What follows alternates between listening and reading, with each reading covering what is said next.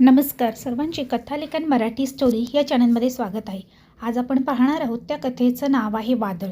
लेखक आहेत आदित्य सराफ. संध्याकाळचे 5 वाजले होते. तरीही बाहेर काळीकुट्ट ढग जमल्याने सर्वत्र अंधारून आले होते. यात भर म्हणून विजांचा कडकडाट काळजात धस्स करणारा होता. सोसाट्याचा वारा, रस्त्यावरची झाडं, बिल्डिंगवरच्या दुकानांचे पत्रे गदागदा हलवत होता. अगदी ढग फुटल्यासारखा पाऊस कोसळत होता आणि हे सर्व काही भयावह आणि थरारक होतं. खूप काही रहस्य, गुपित अशी वादळ स्वतः गिळत असतात. या वादळातच खूप अनपेक्षित, अकल्पनीय अशा गोष्टी घडलेल्या असतात, ज्या खूपदा रहस्यच राहून जातात. पण आजच्या या वादळात नक्कीच काहीतरी भयंकर घडणार होतं. नक्कीच कोणते तरी रहस्य पडद्याआड होणार होतं. हे वादळ जणू काही सांगू पाहत होतं. बाहेरचं हे सर्व चित्र गरम चहाचा कप हातात घेत त्या चहाचा आस्वाद घेत वैभव बघत होता. न जाणे का, परंतु एक क्रूर हास्य वैभवच्या चेहऱ्यावर आल्हादरीत्या उमटलं होतं. चहाचा शेवटचा घोट घेत असतानाच लाईट गेली. सर्वत्र अंधारून आल्याने घरातही अंधारले होते. तितक्यातच नेहा म्हणजेच वैभवची बायको हातात मेणबत्ती घेऊन येते. वैभव, खिडकी लावून घे आणि इथे माझ्याजवळ येऊन बस, नेहा म्हणते. खिडकी न लावताच वैभव नेहाजवळ आला. आता त्याचं वागणं काही वेगळंच होतं. चेहऱ्यावरचं क्रूर हास्य मेणबत्तीच्या प्रकाशात अजूनच क्रूर वाटत होतं. किती मस्त वातावरण आहे नाही, वैभव म्हणाला. मस्त? किती भयानक आहे हे सर्व, नेहा म्हणाली. आपल्याला भीती वाटते म्हणून वाईट का बोलायचं, वैभव म्हणाला. वाईट नाही रे, पण हा पाऊस, विजांचा थरथराट खूपच भयावह वाटते, नेहा म्हणाली. वैभव आपले क्रूर हास्य मोठे करत म्हणाला, मला तर हे खूप जास्त आवडते. म्हणजे बघ ना, अशा वातावरणात तुझा खून करून तुझ्या बॉडीची विल्हेवाटही व्यवस्थित लावता येईल, वैभव पुन्हा म्हणाला. अचानक घाबरून मान वैभवकडे करून नेहा म्हणाली, काय काय म्हणतोयस? तू ऐकलंस ना, तरीही परत तेच का विचारतेस, वैभव नेहाला म्हणाला. वैभव, आर यू मॅड? काहीही काय बोलतोयस, नेहा त्याला म्हणाली. हो, खरंच बोलतोय मी, वैभव म्हणाला. वैभवने जवळच असलेला चाकू घेतला. नेहावर तो वार करणार आणि तेवढ्यात इतक्यातच, थांब, तू मला मारशीलही, पण माझ्या बॉडीची विल्हेवाट कशी लावशील, नेहा त्याला म्हणाली. ते मला तू सांगायची गरज नाही, हे माझ्यासाठी नवीन नाही, वैभव तिला हसत हसत म्हणाला. म्हणजे अजून किती लोकांचा खून केलायस तू, नेहा आश्चर्यचकित होत त्याला विचारते. तुला मारून 7 पूर्ण होतील, वैभव तिला म्हणतो. डोळ्यात भीती असतानाही श्वास गिळत ती त्याला विचारते, का? त्यांनी काय केले आणि मी काय केले? निदान मारण्याआधी ते तरी सांग, नेहा त्याला विचारते. तशी सांगायला हरकत नाही, कारण हे रहस्य तुझ्यासोबत पुन्हा काळाआड होणार आहे, कारण तू उद्याचा दिवस काही बघत नाही बघ, वैभव तिला म्हणाला. प्लीज सांग, नक्की काय आहे ते, नेहाही त्याला विचारते. ठीक आहे, तुझी ही शेवटची इच्छा पूर्ण करतो, ऐक तर मग, वैभव तिला म्हणतो. काय असेल कारण ज्यामुळे वैभवने 1 नाही 2 नाही तर तब्बल 6 जणांचा खून केला होता आणि आताही तो नेहाचा खून करणार होता? हे वादळ खूप रहस्य बाहेर काढणार आहे. नेहाची शेवटची इच्छा म्हणून वैभव त्याचा भूतकाळ नेहाला सांगू लागला.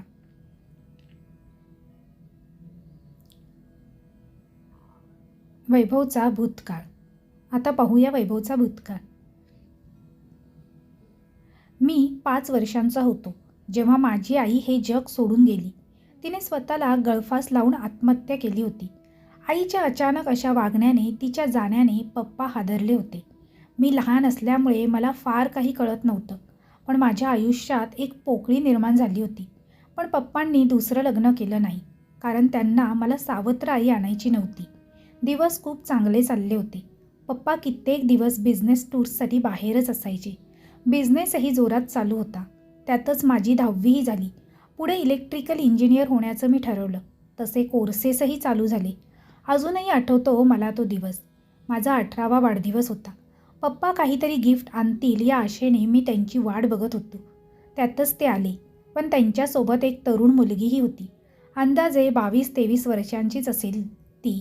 उंच, मध्यम बांधणीची, रंगाने गोरी, हातात महागडं घड्याळ, बोटात चमकणाऱ्या खड्याच्या अंगठ्या, गळ्यात नाजूक असं लॉकेट, काळेभोर मोकळे केस, डार्क ब्लॅक रंगाची चमचमणारी साडी, पायात उंच हिल्सच्या सँडल्स. हे सगळं बघत असतानाच स्वीट स्मेल्सचा तिचा परफ्यूम तिच्या जीवनशैलीचा अंदाज देत होता. Vaibhav, my son, happy birthday. Let me introduce here. She is Monica, my wife, your mom. पप्पा म्हणाले. काय? पप्पांनी त्यांच्यापेक्षा अर्ध्या वयाच्या मुलीशी लग्न केलं होतं. हा धक्का मला सहनच झाला नाही. 22 वर्षांची ही तरुणी माझी आई झाली होती. पप्पा, ही तर माझ्या वयाची आहे. मी हिला आई म्हणणार नाही. आणि जर ही इथे राहणार असेल तर मी इथे राहणार नाही. वैभव म्हणाला. बेटा, तुझ्या आईशिवाय मी खूप वर्ष एकटा राहिलो आहे. तुला सावत्र आई नको म्हणून मी दुसरं लग्नही केलं नाही. पण आता या वयात मला आधार हवा आहे. तूही आता मोठा होशील, लग्न करशील, तुझ्या संसारात रमून जाशील. मी परत एकटा पडीन म्हणून मी माझा आधार निवडला आहे. आणि मोनिका खूप चांगली मुलगी आहे. थोडा वेळ दे, सर्व काही ठीक होईल, पप्पा म्हणाले. पप्पांचं बोलणं मला पटत नव्हतं. मोनिकाने फक्त पैसा आणि गर्भश्रीमंती पाहून त्यांच्याशी लग्न केलं होतं. हे मला सहनच झालं नाही आणि मी घर सोडण्याचा निर्णय घेतला आणि त्या क्षणी घर सोडून दिलं. दिवस पुढे पुढे सरकत होते. मीही आता इलेक्ट्रिकल इंजिनियर झालो होतो. चांगला जॉब करत होतो. मधून पप्पांची आठवण आली की फोन करून चौकशी करत होतो. कित्येकदा त्यांनी घरी परत बोलावलं, पण त्या मोनिकामुळे मी घरी जात नव्हतो. एक दिवस घरून फोन आला. पप्पांची तब्येत ढासळली होती. मला पाहायची इच्छा म्हणून मी घरी गेलो. पप्पांच्या बेडरूममधून जाणार इतक्यात त्यांच्या रूममधून मोनिका आणि त्यांचा संवाद माझ्या कानावर पडला. मी हलकेच दाराजवळ जाऊन ऐकू लागलो. तर तू तुझ्या मृत्यूपत्रात बदल नाही करणार तर? मोनिका म्हणाली. मोनिका पप्पांना म्हणत होती. नाही, माझ्या प्रॉपर्टीचा 70% हक्क वैभवचा आहे. बाकी तुझा आहेच 30%, पप्पा तिला म्हणत होते. तू असा नाही ऐकणार. थेरड्या, तुझ्या पैशासाठी मी तुझ्याशी लग्न केलं आणि तू मला फक्त 30% देणार? आत्ताच्या आत्ता मृत्यूपत्र बदल, नाहीतर तुला मी इथेच ठार करते, मोनिका त्याला दटावत म्हणाली. तुला हवं ते कर, पण मी काही बदल करणार नाही, पप्पा तिला ठामपणे म्हणत होते. पप्पा त्यांच्या मताशी ठाम होते. पर्समधील पिस्तूल मोनिकाने पप्पांवर रोखली.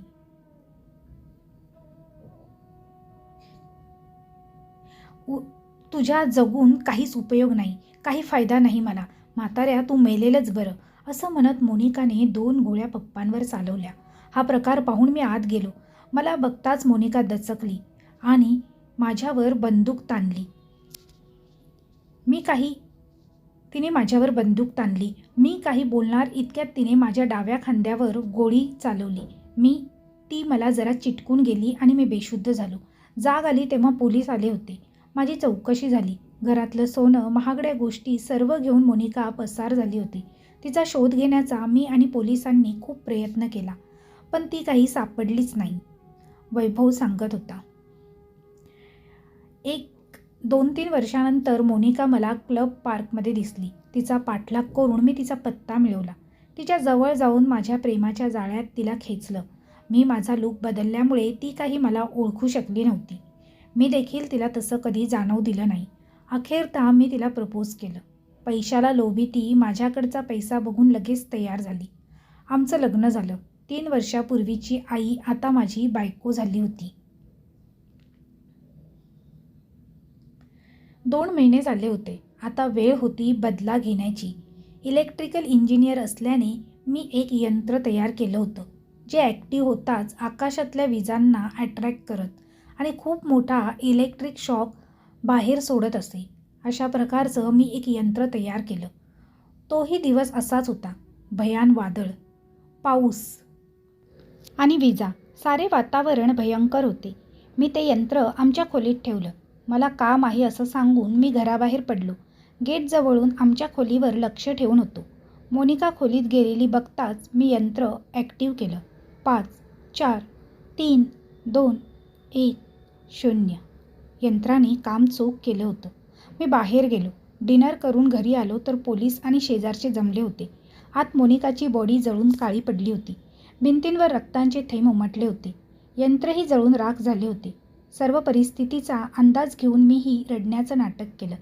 बॉडी जळाल्याने पोस्टमॉर्टम रिपोर्टमध्येही काही आलं नाही. अपघाती कारण लिहून ती केस बंद झाली. हा मी केलेला पहिला खून होता.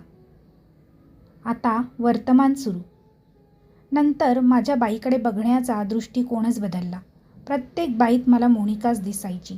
नंतर राज्य, शहर बदलत अनेक मुलींना जाळ्यात खेचलं. लग्न केली. प्रत्येक वादळात एक असे पुढील 5 खून केले. प्रत्येकीला मारायचो, त्या यंत्राने जाळायचो. नंतर काही पुरावेही हाती लागत नव्हते. वैभव सांगत होता. टाळ्या वाजवत आणि हसत अगदी तो सांगत होता. तू ही कोणती कादंबरी मला सांगितलीस का कोणत्या हिंदी चित्रपटाची स्टोरी सांगितलीस? नेहा त्यावर म्हणाली. म्हणजे? वैभवही आश्चर्यचकित होणारा. काय विचारतेस तू? तू जे काही सांगितलं आहेस ते अर्धसत्य आहे, नेहा त्याला म्हणाली. हे तू सर्व सांगितलेलं खोटं आहे. तो बावचळून नेहाकडे बघत होता. काय? मी सगळं खरं सांगितलं आहे. मरणाच्या भीतीने तुझी आता तार सटकली आहे म्हणून तू असे बोलत आहे, वैभव नेहाला म्हणाला. नाही वैभव. ओह सॉरी अहमद, नेहा त्याला म्हणाली. नेहाच्या तोंडातून अहमद नाव ऐकताच वैभवचा चेहरा मात्र पांढरा पडला. हिला कसे माहीत असे त्याला वाटले. कोण अहमद? मी नाही ओळखत कोणाला. कोणत्या अहमदला? वैभव थोडासा अडखळत तिला म्हणाला. तूच तर आहेस अहमद. अहमद अली. अहमद अली खान. तू मला अर्धसत्यच सांगितलं आहेस. आता सर्व सत्य मी तुला सांगते, असे नेहा त्याला म्हणत होती. नक्की काय सत्य होतं? अहमद कोण होता? जर तो वैभवच आहे तर त्याने स्वतःची ओळख का लपवली? नक्की वैभवने सांगितलं तेच खरं होतं का सत्य काही वेगळंच होतं? बघूया थोड्याच वेळात.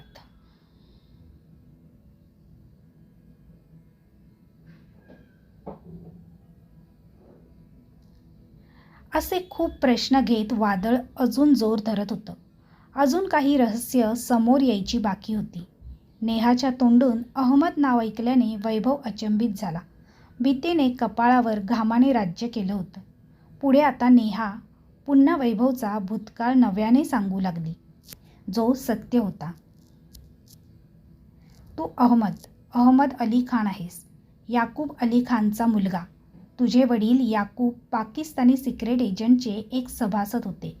त्यांना भारतामध्ये अंमली पदार्थांचाच म्हणजेच ड्रग्सचा आणि दारूगोळ्यांचा गैरव्यवहार करण्यासाठी नमूद केलं होतं, ज्यामुळे पाकिस्तानचा भारतामध्ये व्यवहार वाढणार होता. परंतु त्यासाठी याकूबला भारतात यावं लागणार होतं. याकूबने त्याची ओळख बदलली आणि भारतामध्ये विक्रांत मेनन या नावाने दाखल झाला. अस्खलित मराठी बोलत असल्याने कोणालाच त्याचा संशयही आला नाही. पुढे त्याने भारतातल्याच संजना नावाच्या मुलीशी लग्न केलं. नंतर त्यातूनच तुझा जन्म झाला. बिझनेसच्या नावावर त्याचा ड्रग्सचा आणि दारूगोळ्यांचा व्यवहार बळावत होता. त्याचंच 1993 साली मुंबईत बॉम्बब्लास्ट झाला. त्यात याकूबचाही हात होता. जेव्हा तू वैभव उर्फ अहमदला उद्देशून ती म्हणाली, जेव्हा तू 5 वर्षांचा होतास. एक दिवस याकूबचे काही कागदपत्रे संजनाच्या हाती लागले. बॉम्ब ब्लास्ट यामागेही याकूबचा हात असल्याचे तिला समजले. तो विक्रांत नसून पाकिस्तानी एजंट असल्याचंही तिला समजलं.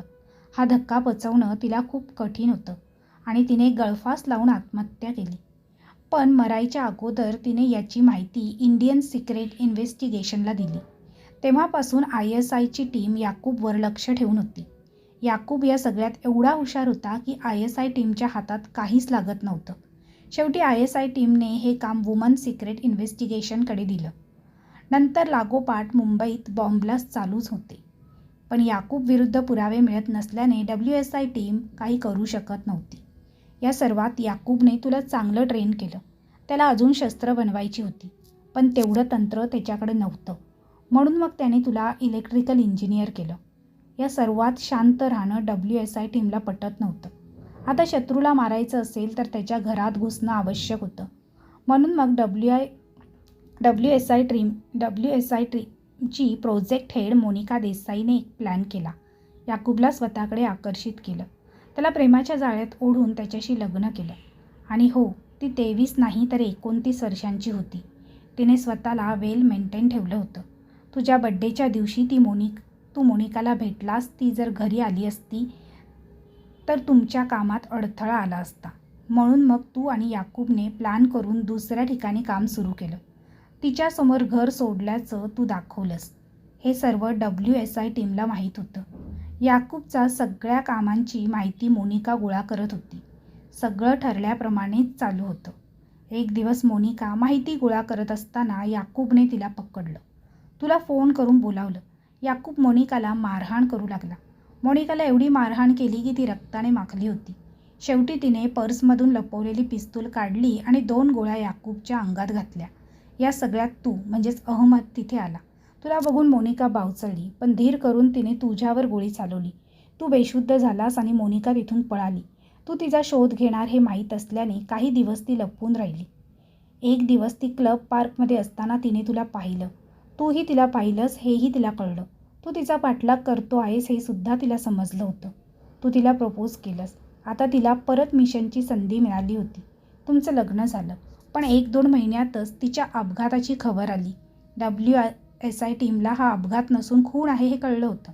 पण ती एक शक्यता होती आणि अभावी टीम काहीच करू शकत नव्हती.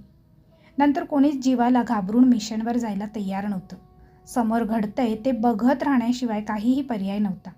नंतर प्रत्येक वर्षी एक अशा 5 मुलींचा मोनिकासारखाच अपघाती मृत्यू होत होता. त्यावरून मोनिकाचा या मुलींचा अपघात नाही तर असाच खून केला होता, ज्यामागे तूच आहेस याची WSI टीमची खात्री बसली. आणि हे सर्व काही हकीकत सांगून नेहा शांत झाली. आता तरी त्या 5 मुलींना का मारलंस ते खरं सांग, नेहाने त्याला विचारलं. तुला तर सगळंच माहीत आहे. तुमच्या या भारत सरकारने यंत्रणा एवढी मजबूत केली आहे की ज्यामुळे आम्हा पाकिस्तानी एजंट्सला संपर्क करणं कठीण झालं होतं. मग आम्ही वेगवेगळ्या देशातल्या तिथे अडकलेल्या भारतीय मुलींना गोळा करत होतो. प्रत्येक वर्षाला एकीच्या पाठीवर बाकीच्या शरीरावर कोरून आम्ही संदेश पाठवत होतो. कधी मुली भारतातून बाहेर पाठवायचो तर कधी बाहेरून. त्या मुलींद्वारे संदेश भारतात येत. नंतर त्या मुलींना जाळून मारून टाकायचो. शरीर जळाल्याने कधीच कोणाला ते निरोप मिळायचे नाही. पण यावर्षी तू मला भेटलीस. माझंही तुझ्यावर प्रेम झालं. पण आम्हा एजंट्सना असं थांबून चालणार नाही. तूही एक दिवस माझ्या कामात अडथळा होशील म्हणून आज मी तुला मारणार आहे. अहमद म्हणाला. पण तुला हे सगळं कसं माहीत आहे? कोण आहेस तू? वैभव म्हणजेच उर्फ अहमद तिला म्हणाला. तुला ही सगळी आधीची हकीकत कशी माहीत झाली? हसत हसत वैभवने तिला विचारलं. मी नेहा देसाई, WSI टीमची मिशन हेड आणि मोनिका देसाईची सख्खी लहान बहीण, नेहा म्हणाली. काय? वैभव उर्फ अहमद दचकत विचारलं. हो, हा WSI टीमचाच प्लॅन होता. यावेळी तुला पकडणं महत्त्वाचं होतं. म्हणूनच मी तुला प्रेमाच्या जाळ्यात खेचलं. तुझ्याशी लग्न केलं. तू मला कधीतरी मारणार हे मला माहीत होतं. म्हणून मी माझ्या टीमला सतर्कच ठेवलेलं होतं. मगाशी जेव्हा तू माझ्यावर चाकू उगारलास तेव्हाच मी माझ्या टीमला अलर्ट केलं होतं. लाईट्स ऑन प्लीज, नेहा म्हणाली. रूमचे सर्व लाईट्स पटापट ऑन होतात आणि लागतात. वैभवच्या मागे 5 पोलीस पटकन उभे राहतात. वैभव, तू कबूल केलेला गुन्हा आता रेकॉर्ड झालेला आहे. तो कोर्टात सादर होईलच आणि तुला चांगली शिक्षाही होईल. इन्स्पेक्टर जाधव, अरेस्ट हिम, नेहा म्हणाली. वैभवने पळण्याचा खूप प्रयत्न केला, पण काहीच फायदा झाला नाही. पोलीस वैभवला पकडून घेऊन गेले. त्याला फाशीची शिक्षा होणार होती हे नक्की होते. खिडकीजवळ जाऊन नेहा उभी राहिली. इतक्या वर्षांचा साठलेला बांध तिच्या डोळ्यातून बाहेर सुटला. नजरेत भीतीही होती, कारण आजची छोटी चूकही तिला मृत्यूपर्यंत नेणारी होती. एकटक आसमंतात बघत ती म्हणाली. ताई, आज तुझ्या आत्म्याला शांती मिळेल. समाप्त. तर मित्रमैत्रिणींनो, कथा आणि त्यातील पात्र हे काल्पनिक आहे. कथा ही स्वरचित आहे. उल्लेख केलेला बॉम्ब ब्लास्टचा प्रसंग केवळ कथेची शोभा वाढवतो.